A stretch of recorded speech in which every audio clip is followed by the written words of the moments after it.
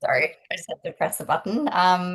So if you prefer not to have your face shown, you're free just to put your camera off. I will also be monitoring the chat if you want to reach out and ask any questions. And we also have captions enabled. So that's just in the Zoom toolbar down the bottom. So you can just turn those on if you need them. Um, so without further ado, I'd like to introduce Katie Acheson. I'll give you a bit of an intro to Katie for those who have not yet attended one of Katie's Spotlight Series events. Katie is a long-time youth advocate, strategist with more than 2 decades of experience driving change alongside young people. Katie has worked at the intersection of policy, lived experience, and community action, leading initiatives that amplify youth voices in decisions that shape their lives. As a youth worker and advocate, Katie Acheson's Churchill Fellowship took her across France, Portugal, England, Ireland, and Canada to learn how young people are meaningfully included in decision making across government, policy, mental health research, and youth work. So I'll just hand over to Katie now to begin tonight's session. Thanks, Katie. Hello everyone. Please bear with me. I feel like, I don't know about all of you, but I'm having December-itis, which is where all of your skills and knowledge and any tech ability has just gone out the window and has decided to go on holidays for Christmas and the New Year. So I'm going to do my best to share with you some slides. Are they up? No. Stop sharing. Didn't work? Okay. Um, Let me just talk it out. We'll just do that. I was really excited to have a conversation with the youth sector around the work that I got to see when I was on my Churchill. So, as some of you may know me, or some of your new friends, I have been working with young people in the youth sector in Australia and in the global sort of space for almost 30 years since I was a young tucker and got involved as a youth worker very early on, and have been really passionate over the years about involving young people in the work that I got to be involved in, and wondering why systems didn't really listen to young people when they really understand what they need. And no matter what position I found myself in, I was always surprised at how hard it was to include young people and how rarely we did it well. And so I was really lucky to get a Churchill Fellowship to travel and find out from some other people around the world what they were doing and find out what was going on. And really, I called it my failure tour because I felt like over the years we'd had all of these great experiences where youth engagement in decision making started, and yet it just didn't continue. And when I looked overseas, it looked like there was some history and some programs that were working really well, and some organizations and some academics and individuals who were doing a fantastic job. And so I wanted to see, where had I failed? Where could I learn from? What did we already have in Australia that was really working well? And really learn from some great people.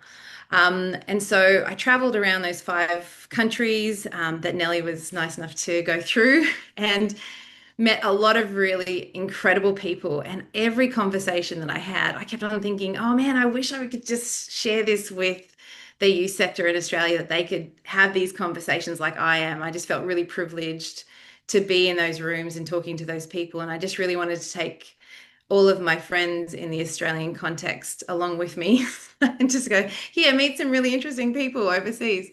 So when I got back, I had to write a report, which we'll share with you at the end. And I talked to AYAC and said, look, is there any way that we could kind of share some of this stuff with, have some conversations with the wider sector? So here we are. And I wanted to introduce you to some really epic humans who I met along the way. And these 2 meetings that I had really shifted the way that I thought about evidence-based work in the context of engaging young people and the issues that they care about. Both of the meetings really challenged what I thought was really good practice, and really kind of opened my eyes to the way things could be different. So on your screen, you'll notice there are three wonderful people. So first we have Dr. Louca-Mai Brady, who I will not even begin to try to explain the breadth of your work, Louca-Mai. It's so big, but I'll introduce you in a second. And then we also have the McPin Foundation. So we have Tanya and Hannah from the McPin Foundation, who really do youth mental health research so differently than I've ever seen anywhere in the world. I'd like to say they're world leaders because I haven't found anybody else doing what you all do, but maybe there is a bit of a difference. So I thought what we could do today is really just kind of look at what does it look like to really support youth-led evidence or youth-led research? Like what is working? How do people overseas do it? And maybe we could share some of our learnings together. So, without further ado, maybe we can start with you, Louca-Mai. Is just a bit about a quick overview of how you work with young people in research, and what like a day-to-day experience with you looks like in your world, because you just do so much. So, look, we'll start with you. Thank you, Katie. And yeah, hi everybody. So I'm a reader in youth involvement and health at the University of Hertfordshire here in the UK. And my work, I mean, I've been doing this work for quite a long time now. And I think so my work kind of encompasses both looking at how children and young people get involved in the design and delivery of health services, health and care services. So I do a lot of work for participative research around young people's health generally. But also a lot of my work focuses on the involvement of children and young people in research, so including mental health, but also physical health. And that partly encompasses youth-led research, but also other forms of involvement. So some of my work is around supporting the involvement of young people in large research studies, clinical trials, that kind of thing. And some of it is around running young people's advisory groups. I've been involved in a few different young people's advisory groups where we have young people who are kind of advising larger projects, or in some cases, and I'll put some links in the chat as well, we have young people's advisory groups where different researchers will come and work with them. And I know McPin will talk to you about a sort of a similar group that they have. And some of those groups, so we have the Hertfordshire Young People's Advisory Group, and I'll put a link in the chat to them. And they're just a group of local young people who we support at the university, and different researchers come and have sessions with them. But then we also have some young people's groups that are related to specific projects. So for example, there's one where we're looking at it's a feasibility study where we're looking at evaluating a faith-based mental health intervention for young Muslim women. So in that case, we have two things. We have a woman with lived experience who's a what's called a co-applicant. So basically, she was involved in helping to write the funding bid, and she's part of the overall kind of project team.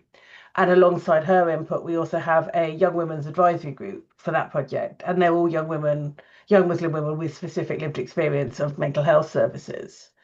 And then there's another project we're doing where we're working with young people with special educational needs and disability.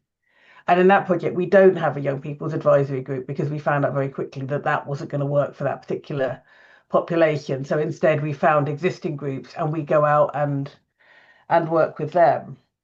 But I think just in terms of what underpins my approach, and I can circle back to this later on, I think the two kind of main arguments that I make when I talk about why youth-led research and young people's involvement in research is important are around both impact and rights.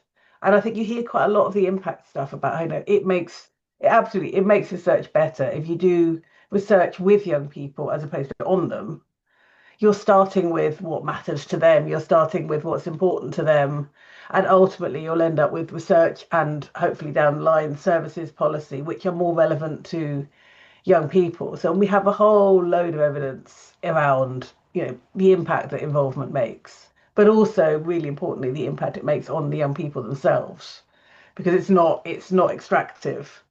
And that's important too. And I've been having a few conversations recently, particularly I think working with young people who are coming from a lived experience perspective about how to, whether sometimes you need to kind of start with what's already known rather than asking young people to repeatedly tell their stories. But alongside the impact thing, there's a rights-based argument, which I think is really, really important too. That I think I always approach my work from the perspective of like rights and the UN Convention on the Rights of the Child, particularly both to Article 12 about young people's right to have a say in things that affect them, but also others, including Article 24, about the right to healthcare and information to help them stay healthy. And I was actually speaking at an event last week with Professor Laura Lundy at the University of Belfast, who's really does some really amazing work in this space. And I think maybe we can come back to some of that in a minute. But I'll pop a link in the chat to a really amazing blog post she wrote about kind of a flow diagram about thinking about what meaningful involvement looks like. Our the second session that we did last month was actually with participation people. We spent quite a bit of time talking about the Lundy model of participation. Hi, Tanya. And Oh, how brilliant. that rights approach to why young people should be involved. And I think Mm, from my report, I mean, it was really hard to try to summarize all of the learning that I had from my Churchill time, but I the starting point for me was the pivotal moment is like where you start from matters. So starting from a rights-based approach, because then what you're measuring at the end and what you know a good outcome is based on what you start with, which is a rights-based approach. Or um, yeah, or we were also talking about, or today we'll be talking about like experience, like an expert by experience, which is a term that I had never heard of before I talked to all of you in England, which is quite normal, where we talking about your lived experience makes you an expert, which I think sometimes we are growing definitely in the Australian sector talking about lived experience, but I think with youth, sometimes age or ageism, maybe, I'm not sure, maybe you all have an opinion about mm, why we don't see young people as experts, but that rights-based approach is a really interesting sort of starting point, I think, that takes you somewhere. But today I'd really love, I think what is kind of unique about what you all do is the expertise, like thinking about young people and what they have in their brains and their experiences and the way that they speak and what they can bring to a project or to decision making or to a system is unique to them because of who they are and where they are in their stage of life. And that is an unusual way of thinking about it rather than, oh, it's a young person and we need to involve them because it's a youth service. It's like, actually, what would it look like if young people's expertise was valued? So maybe on that, I might just jump across to McPin and Tanya. Thank you for joining us. Just so everyone knows, it is what, 6 o'clock in the morning, 7 o'clock, 6 o'clock a.m. It's just So, after 7. oh, thank you so much for joining us. So, Tanya and Hannah, if you wouldn't mind telling us a little bit about McPin and what involving young people looks like in your work and in your research, and maybe just some of the value base of why you do what you do. Brilliant. Yeah, so the McPin Foundation is a charity that champions lived experience involvement in research with the aim of improving mental health supports for everybody everywhere. So we do that through two main sort of work streams, I suppose. We do a lot of peer or co-research, both with adults and young people, and we do what in the UK is called patient and public involvement work. And so that means bringing people along to be involved and having their voice heard in the research process, not just as participants, but as members of the team driving that research process.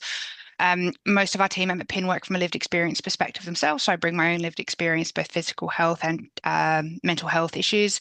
And my background previously to being a researcher was as a youth worker, social worker myself. So it's where my interest in youth comes from, was my practice was all with youth in Australia. So we do a lot of work with young people on a range of different research projects, but I'll let Hannah introduce herself and talk a little bit more about our peer researcher model with young people because she's been doing a brilliant project in that area. So Hannah, I'll hand over to you.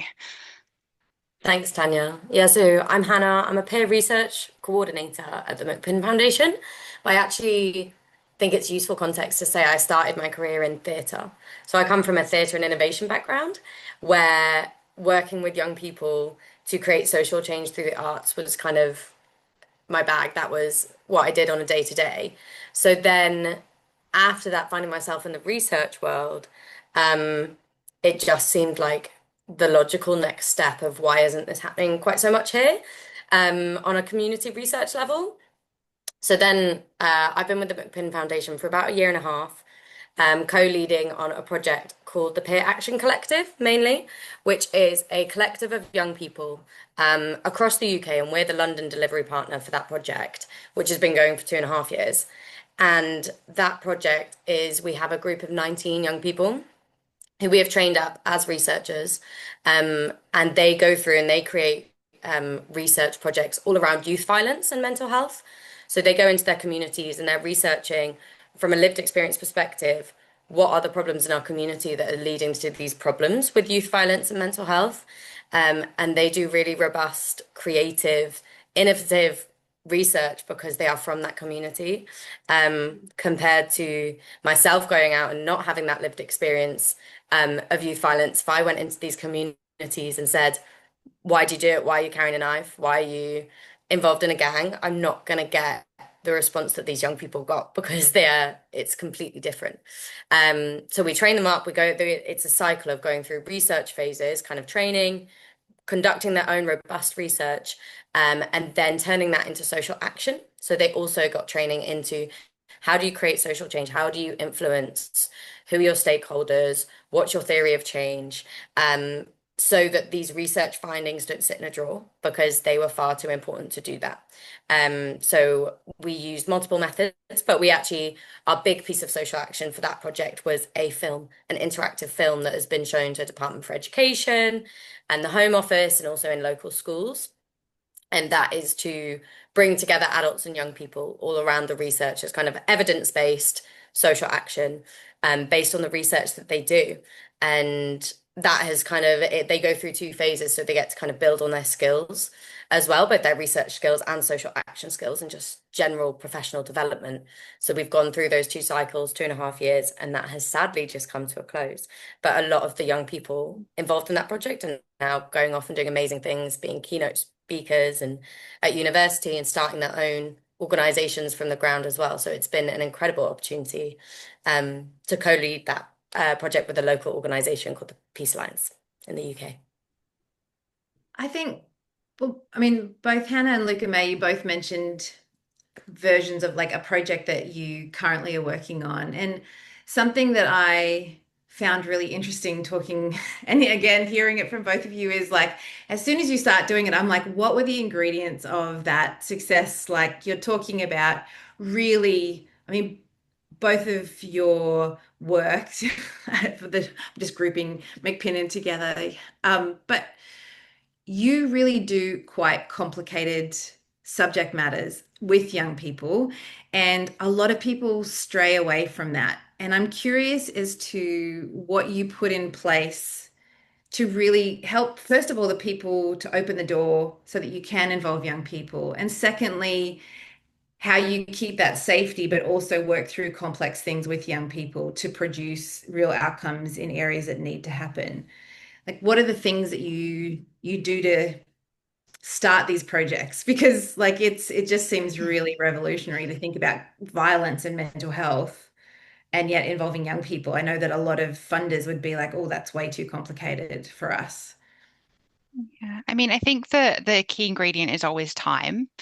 I think we know in the research cycle, time is often limited, but to build the kind of relationships that we're talking about here, where you have youth leading and not just sort of giving advice, you need time to develop their skills, to develop the relationships, to develop the trust. Because with trust comes safety. And so I think one of the things that we advocate quite a lot for is building that time into projects. And Hannah's got some great examples from PAC, for example, taking them out to Ninja Warrior at Christmas to be able to build those relationships. And it's not just doing the work, it's about connecting on that level. So I think that really underlying ingredient is time, but it is one we see is often, I guess, the most difficult to find in the research process. But Hannah and Louca-Mai, I don't know if you have any others that you'd like to add to that. Yeah, I think it's one of the things for me is so important in this work is not asking young people to be mini adults. Like that's not what we're asking of them. And so if you're on a time pressure, you've got your funders being like, oh, we need to move at this pace, we need to do that. But I think if you're asking young people to attend hour-long online meetings, follow an agenda, speak in the way that you want them to speak, that mimics how adults might receive it, um, then you're doing it wrong. And I think for me, it is just actually thinking like getting to know them as people, not just getting to know them as your youth advisors or your peer researchers, just getting to know them as people. How do they like to communicate? What do they like to do? What are they interested in? Why are they like deep down, why are they doing this? Is it because it's something for their CV? Do they need experience in something? Do they really care? Like, have they lost a friend in youth violence, for example? Understanding those driving factors means that you craft a project that works for them and you, because then, especially if you've got like that larger team, you can really work together and it's an actual, like, it is an equal partnership instead of asking people to fit into a mold that you need them to do so you can present to your funder or you can present to the stakeholder. And it's giving the young people the respect they deserve, that they can understand that. Of like, they can understand that sometimes we do need to present in a professional manner, but let's see how we can do that. That can still include a piece of spoken word or a rap or some art. Like that can still, we can still communicate in the way we want, but upskilling them and giving the capacity to communicate in those spaces as them in the way that still achieves our shared goals. Yeah, no, I completely agree with all of that. Actually, I think there's quite a few things I think in what you've both said. I think time definitely, but also I think funding. I think one of the challenges I find as an academic is actually having the funding to involve young people in the development of funding proposals.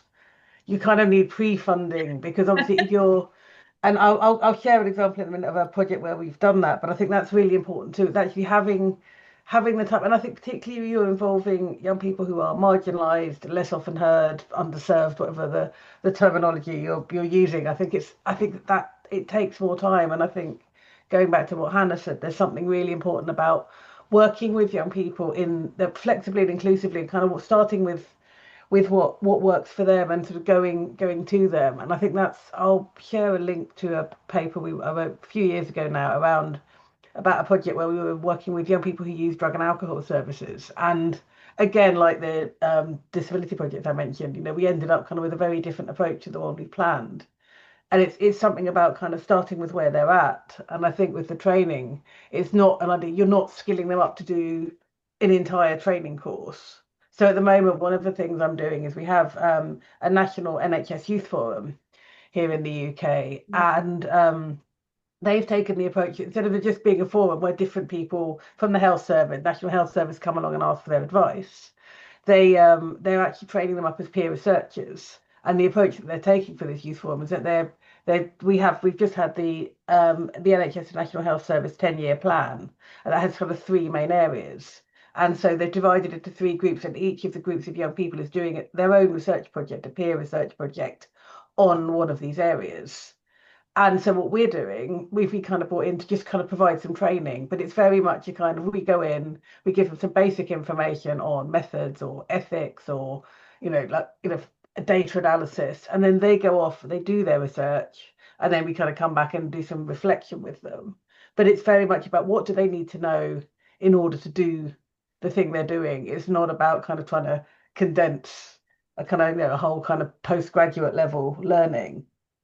The other thing I was just going to say that came up for me as well is I think when I mentioned children's rights, I think quite often, particularly when you're talking about young people who are deemed to be kind of marginalised or vulnerable, there's quite often a tension between participation and protection rights. And I think, I think to me, I don't actually think it is a dichotomy. I think actually the two complement each other. But from a point of view of research funders, the ethics committees, the structures that are around to make sure that research is done safely and doesn't harm anybody. Sometimes the idea of you're just going to let these kids go out and do their own research and talk to, particularly I think in areas like mental health, but they're really vulnerable. They need to be looked after, and obviously you need to have ethical processes and safeguarding, and I think one of the reasons like adults like me and I think McPin, a lot of our work is about kind of you're doing the kind of boring stuff to make sure that it's done robustly and safely. But I think sometimes you can kind of get particularly things like ethics committees and institutions can err on the side of, no, you can't do that. It's too risky. They're too vulnerable. And I think which then means that they don't then, it denies them the chance to have agency and have a voice. And I think It's interesting because we have got that understanding in some areas where we think, all right, it's really complicated to talk to a neurosurgeon, for example. They're very busy people, but you think, right, if we're designing something about the brain and we need to really understand it, we're going to get the experts in this and we need to kind of design a system around how we can engage that particular person and that occupation. So, let's not do it when they're not available. And yet, when we talk about young people, often systems are like, well, either you fit into our system or not. And it's like, I really liked, and I know that there is a lot of controversy and not everybody likes it, but the term expert by experience. And we in Australia we have Mm. the lived experience is really, particularly in mental health, it is really becoming a term that is used really widely. We have the peer workforce, which has lived experience and living experience as defining factors. But often young people are often left out of those conversations as well because age is another thing on top of that. And so I think marginalization and sort of some of those other factors that we might think about that you mentioned, Louca-Mai, is like if you're from an area or if you were involved in the youth justice system, for example, oh, that's really, really hard or more risky. Or if somebody had an experience of violence recently, that's not safe. We can't do that. So we just exclude them from the room without thinking about maybe we could change the way the room is set up. Maybe we could change the way the project looks or the funding looks or how we talk about it. But really valuing a young person's expertise in when particularly designing. I love that both of our conversations or both of the conversations I had with you made me think about evidence as far as evaluation and as you were saying, Louca-Mai, is what about the designing of the research proposal? Like often you're right, we leave young people out of those proposals and then we add them in later on, or we write a youth advisory Mm. committee in the co-design idea, but we didn't involve them in the funding application. Yeah, I think that's really important. And the project I was going to mention actually, again, I'll drop that in the chat. There's a project I'm working on at the moment. In the UK, we have what are called integrated care systems, and that's bringing together health services and social care and community organisations working with everybody, including young people. And so we got some funding to do a piece of work looking at how, I think in this case, the funders terminology is underserved young people, which is another one that we could discuss. But I think so. But with that project, we wanted to do this. It's a program development project. It's about kind of bringing people together and developing a program to look at how young people whose voices don't normally get heard in how health and care services is shaped can be involved. So we started off with we just got together so like community organisations and young people who lived in the area, and we just had a big workshop to say, okay, we're thinking about doing some work on this. What's out there for you in this area? And it's an area with it's quite deprived. There's quite a lot of issues in terms of health inequalities. And so we could had this workshop, and then out of that workshop, the ideas then shaped what we then did in the proposal. But also, two of the young people who came to that workshop then became what are called in the funders terminology public co-applicants. So they were involved in shaping the bid, and one Wow. of the challenges I think with involving young people is they age out as they grow up and move on. So one of them, by the time we'd got the funding, we applied, didn't get it, had another go the next year and did. So by the time we'd actually got the project up and running, it was 2.5 years after we'd first had that workshop, which is another issue. But with that project, so we have the two young advisors who are involved in the kind of project running the project, but then we also have a group of young advisors who we recruited right at the start who are involved all the way through.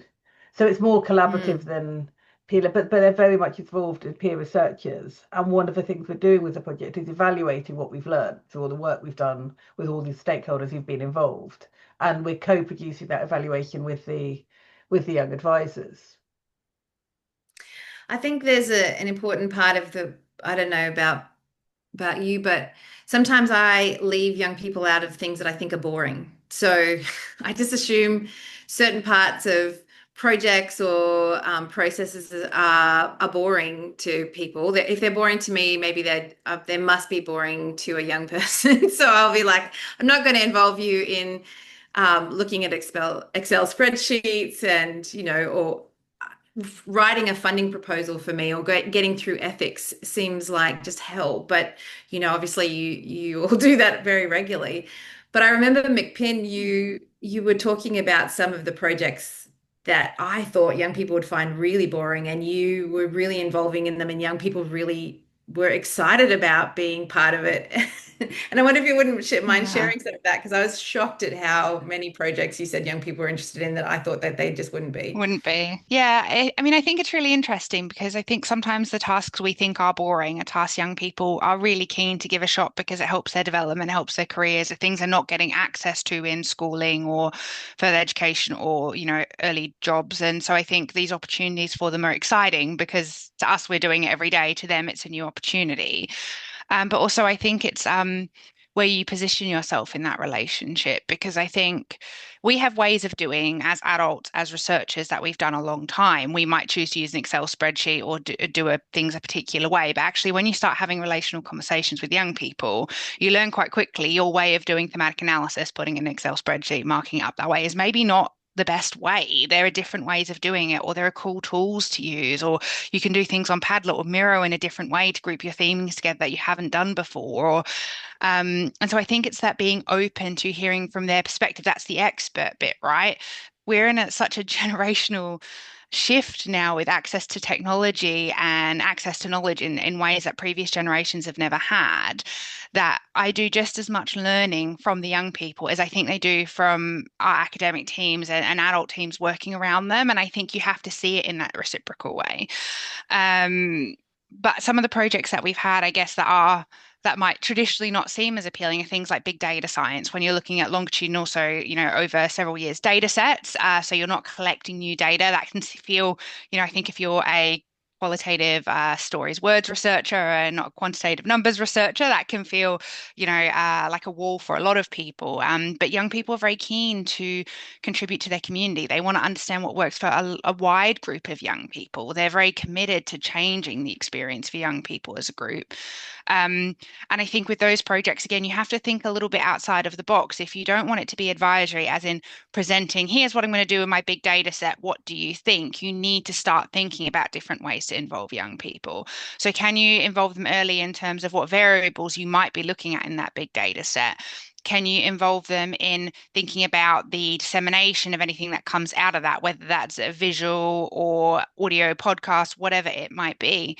And I think, again, if you're doing intervention-based work, young people are always very keen to co-design interventions before it gets to evaluation and research stage. So they want to be involved in the services that are going to impact them and then how they're understood and implemented later. Um, but, we have such a range of projects at the moment. I would say AI and mental health seems to be the one young people in our network are very, very interested in at the moment. And I think that speaks to their lived experience that they're going through and how that looks for them.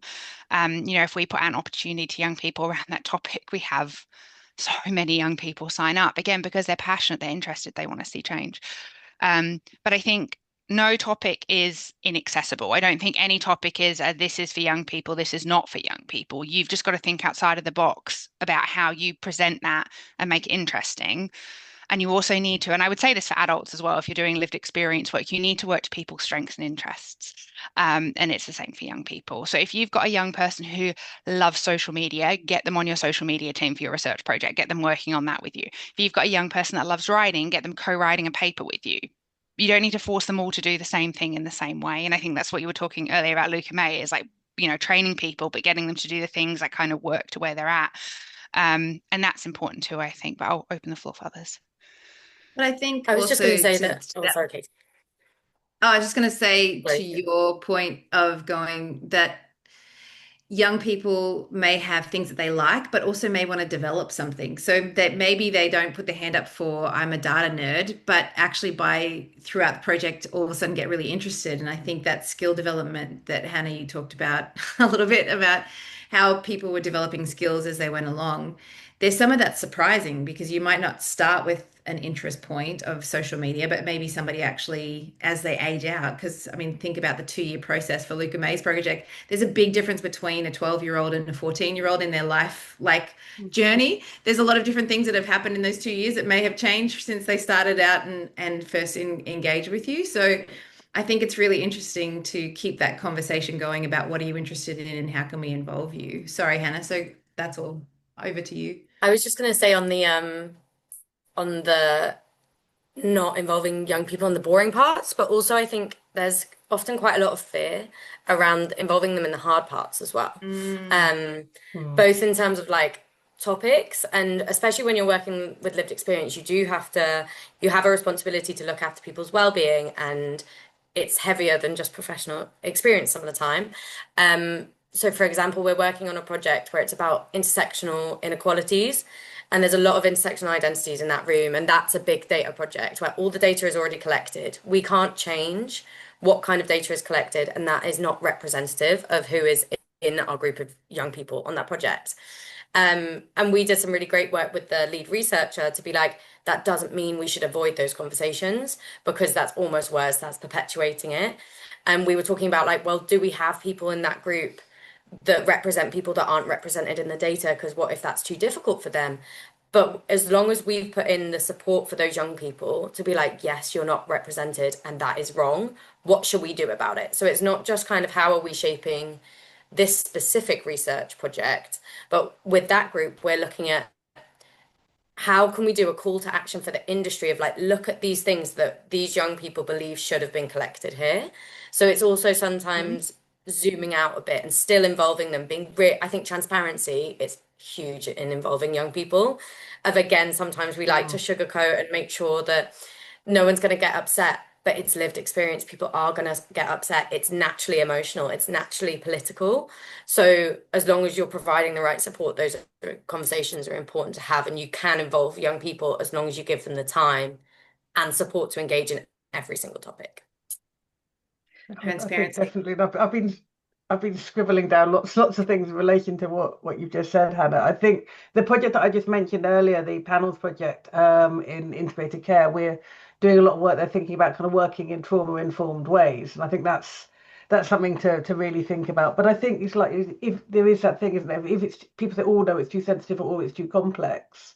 And actually, if it's sensitive, you work in trauma-informed ways. If it's too complex, you're explaining it wrong. You need to kind of step back and say it goes back to what I said about the training. What do the young people need to know to do the thing that they need to do?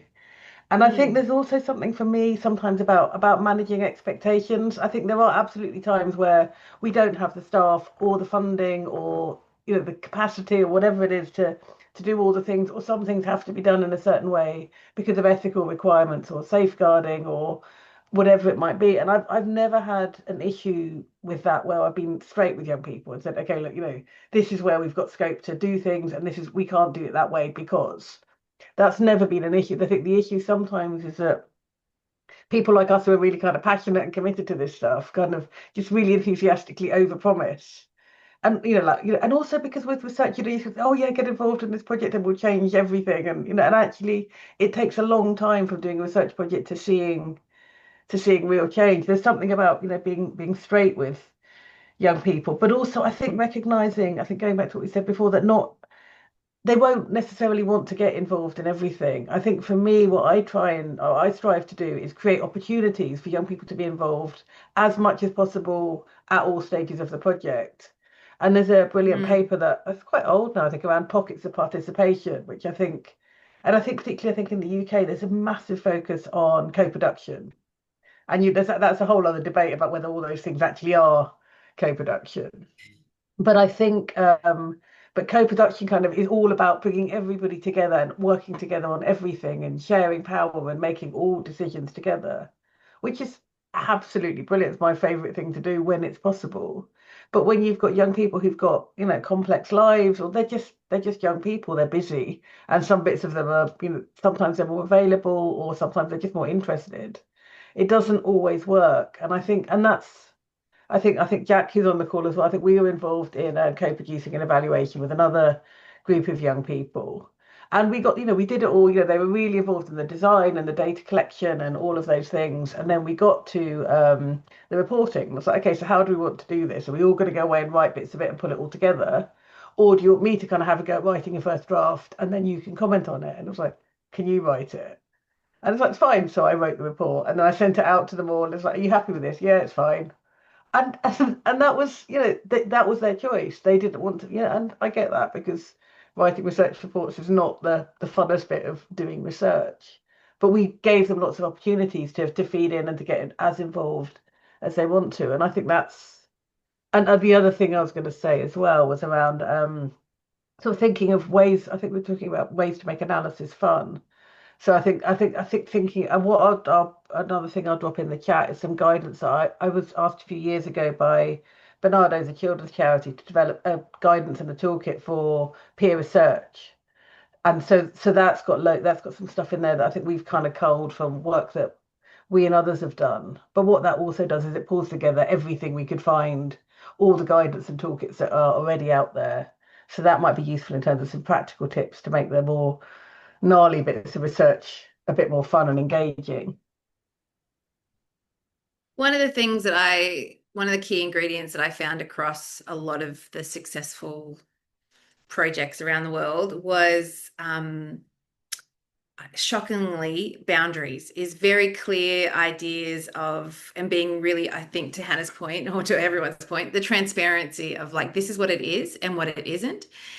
And I was confronted, and I don't know about other people on the call, when you work with young people, you get really excited. You promise the world, you want all of the things, you put all of the ingredients in. You're like, you're going to have fun and you're going to learn new skills and you're going to meet new friends and you're also going to do world-changing things and you're going to have something for your CV and you like and you'll be respected and also you'll be like TikTok famous and we just add on top of it and on top of it. And actually it's an evaluation of a small program that is going to take 18 months and you'll go to 15 meetings that will be in a room and quite boring, but that's what we've got. Do you want to be involved? And being really honest about what the box is and then training them within that was the kind of defining factor of how successful things were, where a young person knew what the box was, chose to be in it, chose to exit when they wanted to, and had ways to actually come in and come out on their terms. And also was that training, I think that both of Hannah and Louca-Mai, you both mentioned. And Jackie had a question around that, around the training. And I'd love to hear a bit more because I think that's where, for me as a practitioner, I've really fallen down. I thought putting a young person in a room with pens and paper and just go free and stuff like that. Often you forget about training that's necessary for roles, like you would a job description, having a role, like you're an expert by experience, you're a young person on an advisory group, you're on a board, and training them in that and putting the resources and time behind it seems like what both of your organizations and projects have done really, really well. And I wonder if you could both maybe speak a little bit to what training looks like for you in successful projects. Yeah, I mean, I can kick off with the kind of training that I delivered on that project is sounds ironic, but youth led. Like it's not what I received during my master's and my university degree. It's actually based in their lives. And it's so funny because we kind of taught each other of like I remember us doing some um we were testing out how to do codes and like for a framework analysis, but we were analyzing grime music. And I did not listen to much grime music before before this project. But that's something that they felt a connection to. That was on the topic as well of youth violence and mental health. So it's like, okay, let's put this in your world instead of like you coming into my research world and we're going to get this like data set from something and we're going to code it. It's really embedding that research and research into their context of like we did a lot of analysis on music. We did a lot of analysis on like football, a football situation, things like that. Mm. That then they were like, oh, okay, that is something I would naturally think about. Whereas if you're then asking them to think in a different way, in a different context with a different tool, it's like you kind of have to like build it up if they will get there, but it's doing it in a way that is going to seem interesting to them. And I think this is a little bit linked to, sorry, one of the questions in the chat around like how do you involve people who may not see themselves as like academic or have had negative school experiences. And I think especially on projects like youth violence, where that is most likely the case, is like there is a high chance that they're going to have either not enjoyed school, not fit into the school system very well, or been excluded, all of those things. I very rarely, especially at the beginning, I'm not saying the word research. I'm saying we're going to understand the problem, and kind of like focusing more on, especially when you understand that these young people want to create change, when it is quite like political driven for them, if they want to support their community, they want other people to not end up like they did or their friends did. It's kind of being like, let's understand the problem, let's like hear voices. And that seems to speak to them. And then it's like building up those skills, all of them, because like we may like originally thinking about like how do we do analysis, you could have just said like, oh, read this and find the key themes, but we are like, no, we need to do it in the way that we would do it. Let's use framework analysis, let's do the coding, let's do robust analysis. But it was just building it up. And I think doing training out of the context of the project, then in the context, just slowly building it up so that then when they come to it, they feel really confident of like, I know what we're doing and I always understand why. I think that's a really big thing of training, of like, some people in that project hated analysis. They literally would come in and they'd be so upset if we were doing analysis. Other people absolutely loved it. But it was kind of saying like, always going back to like, but remember that we're getting to the truth, like we're gathering voices, like this is why this point of the project is really really important. And just trying to steer away from like you have to do this and this that. Like we would have music on when we did it and some people would have their headphones in, like it's just making it something that they want to do even if it's not their like natural uh like thing that they may choose to do on that day, but grounding it in why it's important. Yeah, I definitely would echo that. And I think it goes back to, I think I mentioned Laura Lundy's work earlier, and I think her model talks about space, voice, audience, and influence. And I think quite often when we do work with young people, we kind of focus on the first two more.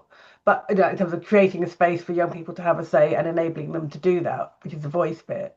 But then I think it's also really important to think about the kind of, well, like who's going to hear what they've got to say and what difference will it make? But I think in terms of voice, it's something about actually what, and like she was talking about this in the event we were at last week, that what needs to happen for them to actually be able to kind of have make a meaningful contribution. And that's where I think some training Mhm. sometimes comes in. And I'm actually I was just thinking I'm running a session this evening. So it's a bit of a long day because I have a young people, one of my the mental health group we're meeting this evening. But what we're doing is we're starting to look at some of the evaluation data that's come through from the process evaluation we've been doing as part of the project. And so I think, let me just see if this works.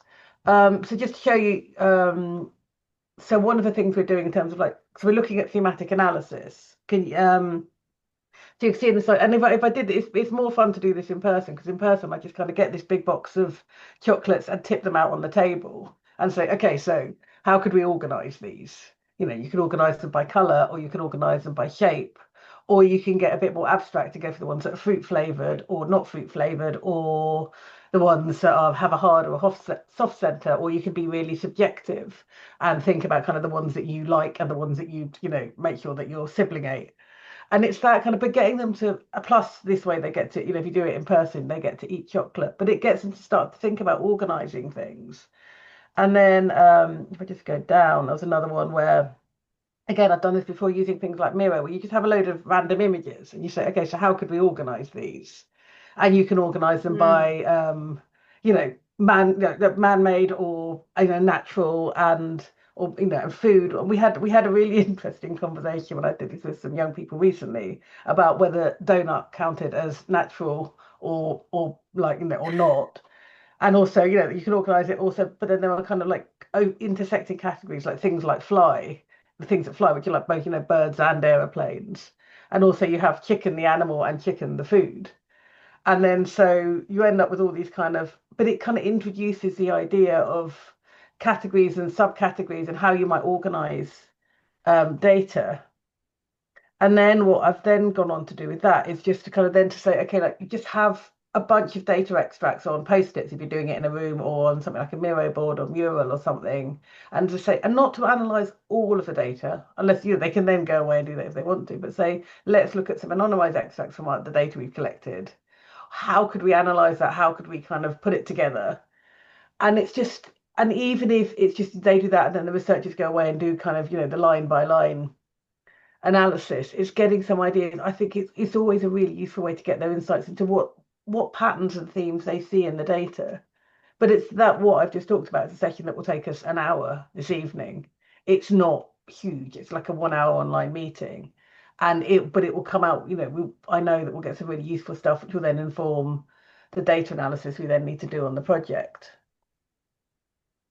It's incredible because those are two really practical examples of how you've taught data analysis skills to young people who I don't know that as funders we think, oh, we need young people in the data analysis. Often that's definitely one of the ones that we kind of put to an external consultant or to a data scientist, and we don't even think about how inclusion could work there. And young people become a data set rather than, oh, we'll bring them in as a youth advisory or something like that. And then they add a data set and then it gets analyzed by other people. Whereas those are very practical. Not only are you involving them, but you're training them in those skills, which isn't actually that complicated. And I think that that practical example is exactly the point, is it's not that hard to involve young people in general, but particularly for the things that you need that you don't think that they currently have, but they have other things, you can also teach it because there are really smart people who can teach those skills to young people. Yeah, and I think coming back to what Hannah mentioned earlier as well, I think when you're doing the analysis, um, when you involve young people now, they will always see things you don't as an adult. They'll see relationships between things you don't. They'll see codes that you don't. Exactly. They'll give meaning to things Mhm. that you don't as an adult because you're not living in their context, in their shoes, in their lives. We're in different times of young people and adults, and what youth means to them now is different to what youth meant to us then. So I think that's the hook, I think, when you're trying to convince a funder why this is so important, is it actually enriches the data set you end up with. You end up with better data. You end up with a better understanding of the issue at hand by having young people look at the data. Because again, I think when we came back to earlier, when it's, funders saying, well, they're too vulnerable. Why are you doing this work? Why do you need the extra resource? Why do you need the time? It's showing that. And I think data analysis is a brilliant place to do that. Same as I think designing methods is one of the places that sometimes I think funders are like, well, why are you giving people who don't have research expertise, why are you giving them any kind of like choice or control or anything like that? But I think one of my favorite bits of that project on youth violence is that we started out with kind of doing some character workshops in schools and things like that. And we're obviously trying to get to youth violence. And we said that we really want to get close to people um, who have experienced youth violence like firsthand. And these character workshops were the initial idea because it was like, oh, well, maybe that'll make people feel a bit more comfortable in terms of not disclosing anything that they've done. And that was our kind of theory at the beginning. And we tested it, and halfway through, we were like, this isn't working. We're not like, and the young people said it themselves, it's like, we're not getting good data here. Like, because they know the truth. They were like, this is not the truth. This is definitely not the truth about this topic. So the young people were like, we need to change. And then they started doing this big brainstorm about like, when do they feel safe? When are they more likely to talk about things? Where are people going to be that we need to speak to? And they ended up developing this whole idea of using football as a research method. And they did it, and it was an incredible part of the project because they go into schools and football clubs and they ran these. It was basically a gamified survey where you would kind of kick the ball into the goal that you thought. And there was also like a shooting drill, and there was all these different ones that they were going around. So it was A, really private because you just went round at your own pace. But then there was some of our youth team were there like asking people like, oh, why did you kick in that one? Why didn't you kick in this one? So getting that deeper understanding. And we spoke to those football coaches after. We're like, I cannot believe you have got those people speaking about what you just got them speaking about, like mental health and youth violence. Two of the most taboo topics. And often when you're kind of doing that research, people are going to think you're the police. So of course they're not going to want to speak to you because there's very little trust in systems and in anything that's not like that life. So using that football, which myself as a researcher would have never thought to do, that would have never even been on my radar. But because the young people had control at that point, the data that we gathered and the stories that we've gathered, it was transformational for the project, and it never would have happened if they didn't weren't in the driving seat and had the ability to make that change at that time. Naya, I know you have to go, but I was just gonna say you had a question before. Do you have maybe 3 minutes to, I just realized you have to leave, but um, there was just a question around how you engage young people, support young people with writing in the background. And I thought Blogs. both of you Yeah. have really great examples of doing that. And the person who asked the question is about to leave. So I just thought maybe just a couple quick points just on that about how to support young people in that written output Yeah. space. I mean, I think you have to tailor it. Blogs and papers are so different. You need slightly different approaches for them. So, like blogs, there's some really cool tools, like the 5 questions of why, and you can have someone interview the young person to create the blog rather than having to write it themselves. The young person can send you bullets and you can expand them. You can do what Louca-Mai said, where you draft it and get them to input. But I think some of those cool blog writing tools feel a lot more accessible to young people, where you're breaking it down into sort of the key themes you want out of a blog. Um, Papers are trickier, I think, depending on what your output is. And I think Hannah can talk to a more creative output, but I guess traditional peer review paper and getting young people involved in that, I think can be difficult depending on how much research experience they've had, their age. And so generally you use one of two models, and Luca may touched on this before. It's either they'll write sections, so you might have one write the method, one write the PPI, the peer patient public involvement, peer research approach. They might write a little paragraph on each of the findings each, and then a more experienced researcher will come in and kind of bring all those parts together and give it that single author voice. Or one of the lead researchers will go away, write, and then you ask for feedback, editing. And another way I've done it is added young people's quotes throughout. So people who have been peer researchers or involved in the involvement group, they add their reflections to the paper. So that you might have like box outs of their reflections of the finding. So you're still getting their voice through the paper, even though a researcher may have taken the lead in that. But I think, yeah, they need slightly different approaches. But Luca, Hannah, I'll open up to you as well.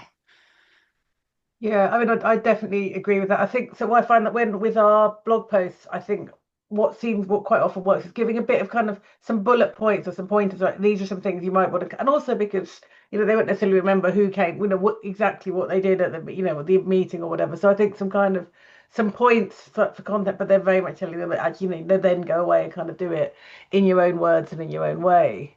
But I'm actually working on a paper at the moment with a young person. I think it's now an early career researcher. So basically, I first met this young person when they were involved as a young person using mental health services, so kind of lived experience perspective. And they co-authored a chapter in a book that I edited around young people's participation in healthcare. And the chapter was around the research they've been involved in on shared decision making and mental health. But that young person is now not so young, in her late 20s, and is now a PhD student that I'm supervising. And it's been really interesting. And we're kind of also working on a research project together. And it's been really interesting being on that journey. But we've been asked to write a paper in an academic journal which has a special issue on co-authoring with young people. And we've done it as a kind of Mm. dialogue between the two of us about the kind of researcher and young person's perspective. So I'll share that with you, Katie, when that comes out. But I think very much, I think what Tanya was saying is that sometimes it's like we'll write the whole paper and ask them to comment on it. But I think it's also really good to have sections where you have young people's voices directly, because I get asked as an academic, I get asked to review a lot of journal articles about young people's involvement, and a lot of them, I think we call them the "everyone had a lovely time" articles. They're very not much reflective practice, and lots of which goes back to what you said about the importance of evidence, but lots of very much from an adult perspective about, oh, we involved these young people and it was great, and it's very surface. There's no kind of reflections about what didn't work or any of the challenges. And more importantly, there's no young people's voice. So I'd say that whatever happens, you need to I would expect as a reviewer to either have young people involved as co-authors, or at the very least an explanation for why that wasn't possible and how their views are included in another way. I'm really interested in the use of AI at the moment, because young people obviously are engaging with it in very interesting and different ways, and how challenging it is to think about stories and ownership and consent and all of those things. But also, a young person challenged me of like, it helps me to articulate how I feel, and then I can give it to you however I choose to. And that kind of safe space that used to be, we used to say you should have youth workers in the room or people who are comfortable with young people to help them learn these skills.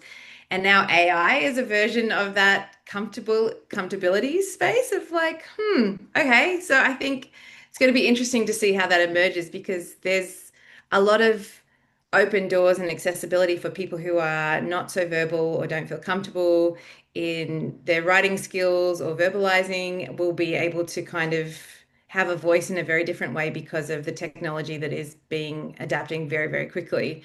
And I think the challenge for us adults is what does that look like and how do we keep people safe and what does consent and ownership look like in this space is a really challenging space. But a young person really challenged me the other day about this is a way that I feel like I can have a voice.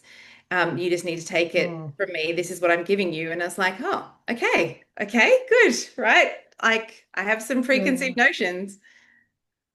Go And ahead. just one really quick point on that, Katie, because I know we're kind of out of time. But I think while I absolutely, I very, fully advocate for young people to be named as co-authors and have their names on blog posts and things. I think it's also really important, given some of the young people we've been talking about, that to recognise that not everybody wants to do that, and then there is Mhm. that thing again. It's that kind of balance between participation and protection.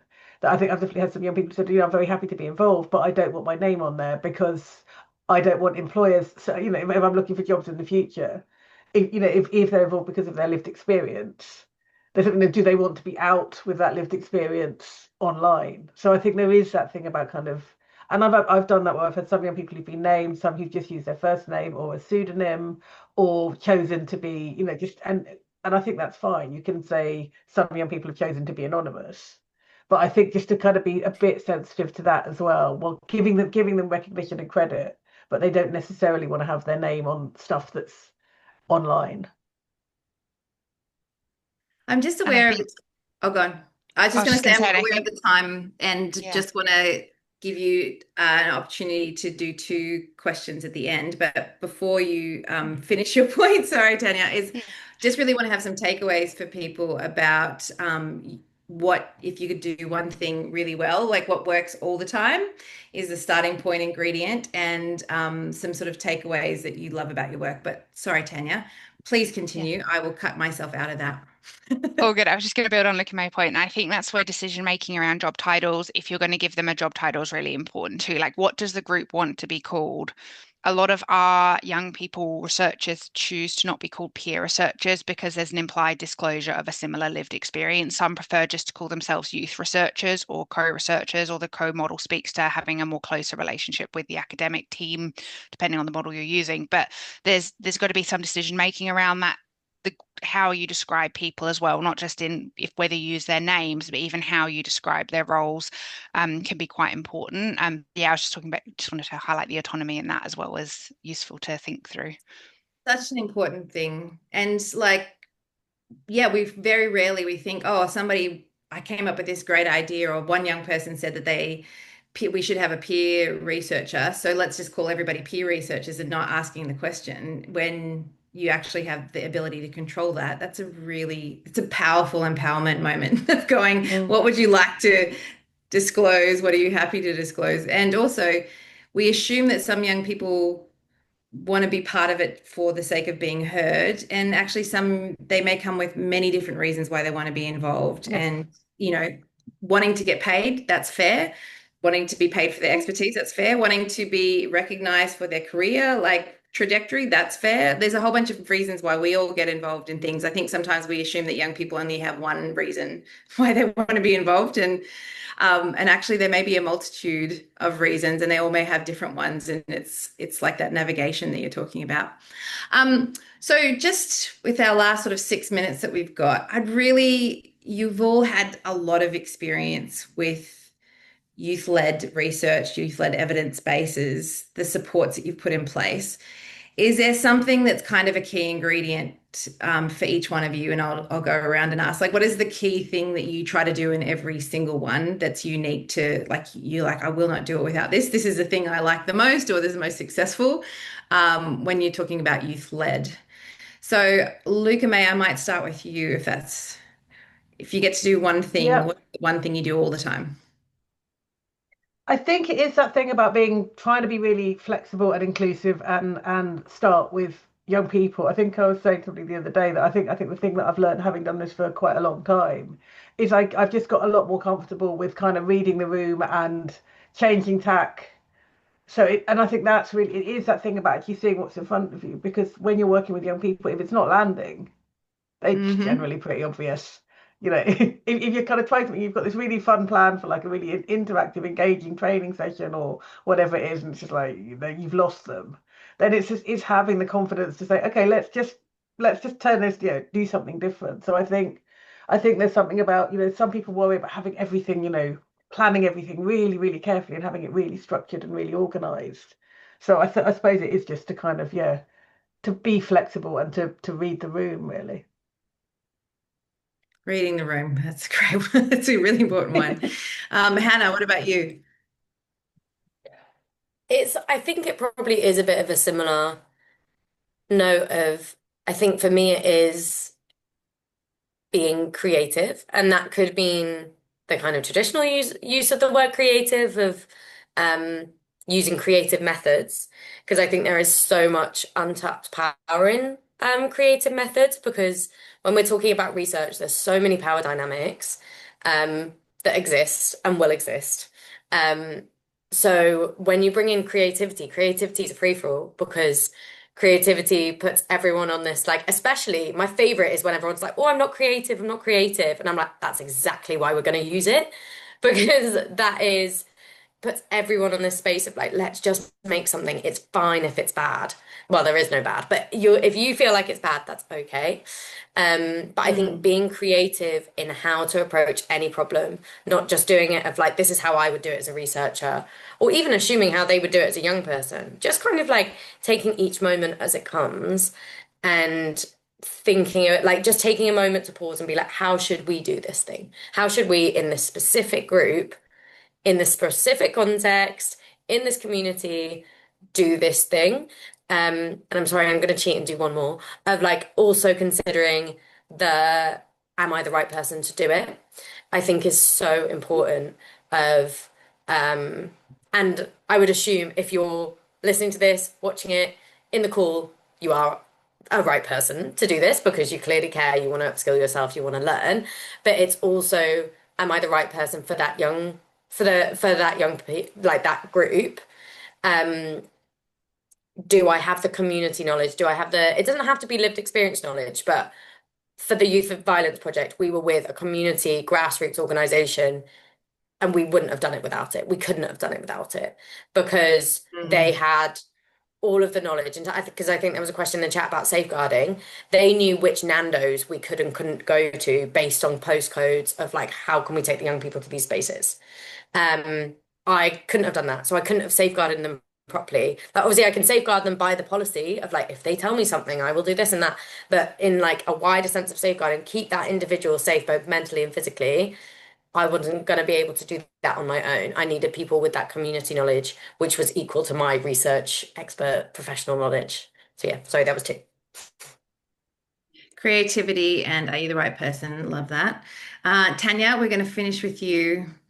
Yeah, mine is investing in relationships. I think you have to get to know each of the young people you're working with as individual young people. I think there is nothing more rewarding for anyone in a team, in a partnership, where you turn up and you have remembered something about that young person, about their life, something they've told you last time you met. They're not just a young person, oh, I've got to meet the advisory group today. We'll do this meeting with the young person. You want to meet them. You are invested in them. You care about them. You care about their lives.